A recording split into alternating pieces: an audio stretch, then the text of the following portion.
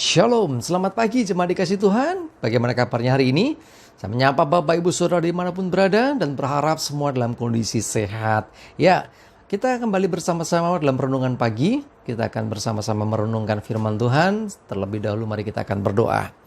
Bapa di surga, terima kasih Tuhan, kami bersyukur kembali pagi hari ini Kau beri kesempatan untuk kami boleh bersama-sama akan merenungkan firman-Mu. Urapi kami semua ya Tuhan, sehingga kami bisa menangkap pesan-Mu, bisa mengerti firman-Mu, bahkan bisa mengerjakan, melakukan firman Tuhan dalam kehidupan kami sehari-hari. Terima kasih di dalam nama Tuhan Yesus. Kami berdoa dan mengucap syukur. Amin. Jemaat dikasih Tuhan, mari kita akan sama-sama merenungkan firman Tuhan. Saya ambilkan firman Tuhan pagi ini dari Filipi 1 ayat 21 sampai 22a. Yang A saja ya. Jadi sekali lagi Filipi 1 ayat 21 sampai 22a. Saya bacakan. Karena bagiku hidup adalah Kristus dan mati adalah keuntungan. Tetapi jika aku harus hidup di dunia ini, itu berarti bagiku bekerja, memberi buah. Jemaat dikasih Tuhan, kemarin kita bicara tentang pokok anggur. Ya, bagaimana pokok anggur itu ada carang-carangnya atau rantingnya, dan kita adalah rantingnya. Dan ranting itu harus menghasilkan buah. Ya, masih seputar buah juga. Jadi Rasul Paulus dalam suratnya kepada jemaat di Filipi mengatakan, bagiku hidup adalah Kristus, mati adalah keuntungan. Tapi jika harus hidup di dunia ini, berarti itu adalah bekerja untuk memberi buah.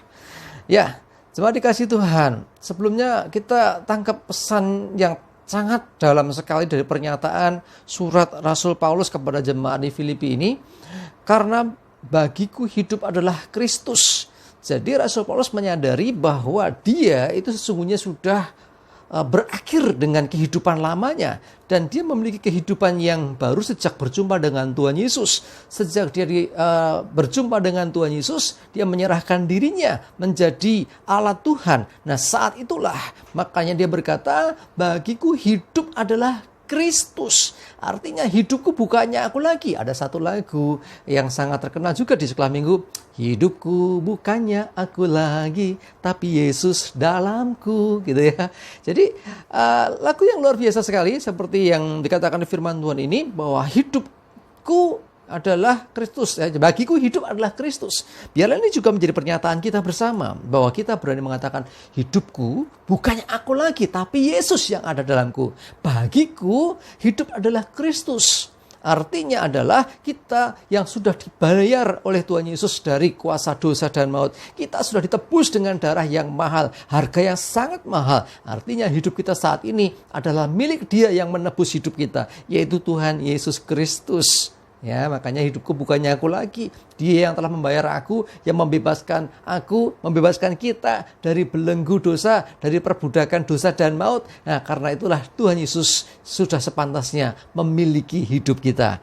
Kemudian, dan mati adalah keuntungan. Loh, mati keuntungan toh? Orang mengatakan mati itu sial. Orang mengatakan mati itu celaka. Orang mengatakan mati itu berarti binasa. Orang dunia mengatakan mati itu berarti ya hal yang paling buruk. Tetapi Rasul Paulus mengatakan mati adalah keuntungan. Kenapa mati adalah keuntungan? Saudaraku dikasih Tuhan, sesungguhnya kita sudah mati terhadap dosa di masa yang lalu. Ketika kita hidup kembali, hidup kita adalah milik Kristus. Lalu ketika kita pun harus mati, kita berakhir masa hidup kita di dunia, berarti saudaraku dikasih Tuhan, itu suatu keuntungan. Karena apa? Karena Yesus sudah menjamin hidup kita. Karena kematian badani, kematian duniawi di dunia ini adalah jalan menuju kehidupan yang kekal. Justru melalui kematianlah orang bisa kembali hidup di dalam keabadian atau hidup yang kekal. Jadi dagingnya harus mati dulu, ya. Jadi itulah pentingnya. Kenapa? Mati adalah keuntungan. Wahyu 14 ayat 13 berkata, dan aku mendengar suara dari surga berkata, tuliskan, berbahagialah orang-orang yang mati, saya ulangi, berbahagialah orang-orang mati yang mati dalam Tuhan sejak sekarang ini, sungguh kata Roh, supaya mereka boleh beristirahat dari jerih lelah mereka, karena segala perbuatan mereka menyertai mereka. Perhatikan, beristirahat. Jadi matinya anak-anak Tuhan secara daging. Kematian itu adalah kesempatan beristirahat. Karena pada waktunya nanti kita akan dibangkitkan bersama-sama dan mengalami kehidupan yang kekal. Lalu Rasul Paulus mengatakan dalam ayat 22a, tetapi jika aku harus hidup di dunia ini, itu berarti bagiku bekerja memberi buah. Ini seperti yang saya sampaikan kemarin. Kita harus memberi buah. Buah apa yang kita bisa berikan kepada dunia? Hidup kita harus memberi nilai kepada dunia. Hidup kita harus berguna bagi dunia. Buah bicara tentang sesuatu yang baik. Bertutur kata yang baik, tindakan yang baik, perilaku yang baik. Buah-buah, kalau kita lihat di Alkitab juga di Galatia dikatakan tentang buah-buah roh, ya. Jadi itu buah-buah roh, buah-buah pertobatan, buah-buah yang dihasilkan itu berarti menunjukkan siapa sesungguhnya pohonnya. Pohonnya adalah Tuhan Yesus. Dan pengusahanya adalah Bapa di surga. Artinya saudaraku dikasih Tuhan, ketika hidupmu menghasilkan buah, hidupmu menyenangkan banyak orang, hidup kita disukai banyak orang, orang senang kan melihat buah yang baik. Nah, orang bisa menikmati buah yang baik dan kemuliaan itu bagi nama Tuhan. Jemaat yang dikasih Tuhan, saya mau nyatakan hari ini, mari miliki prinsip yang dikatakan Rasul Paulus ini. Bagiku hidup adalah Kristus. Artinya dalam Kristus kita menghasilkan buah-buah yang baik. Kita menghasilkan hidup yang menyenangkan banyak orang. Hidup yang bahkan dicari orang. Karena orang begitu menikmati kedamaian, menikmati sesuatu yang baik yang kita hasilkan. Perbuatan baik yang kita kerjakan. Itu membuat orang jadi nyaman. Dan pada akhirnya mereka boleh memuliakan Bapa yang di surga juga. Mereka juga akhirnya boleh mengenal keselamatan yang dari Tuhan. Ya, jadi kalau toh harus mati, mati adalah keuntungan. Kenapa? Karena kematian orang Kristen sesungguhnya kesempatan dia beristirahat. Karena pada waktunya dia akan hidup kembali di dalam keabadian. Hidup yang kekal di surga bersama dengan Tuhan. Inilah luar biasa kehidupan Kristen. Artinya hidup mati bukan sesuatu yang harus ditakuti. Ya, hidup jelas. Berarti harus memberi buah, hasilkan buah yang baik. Tetapi kalau tiba waktunya bahwa kita harus berakhir di dunia ini, kita pun akan mengalami kehidupan lagi, yaitu kehidupan kekal di surga yang diawali memang harus dengan kematian daging. Ya, setelah kematian daging akan ada kebangkitan dan akhirnya hidup kekal.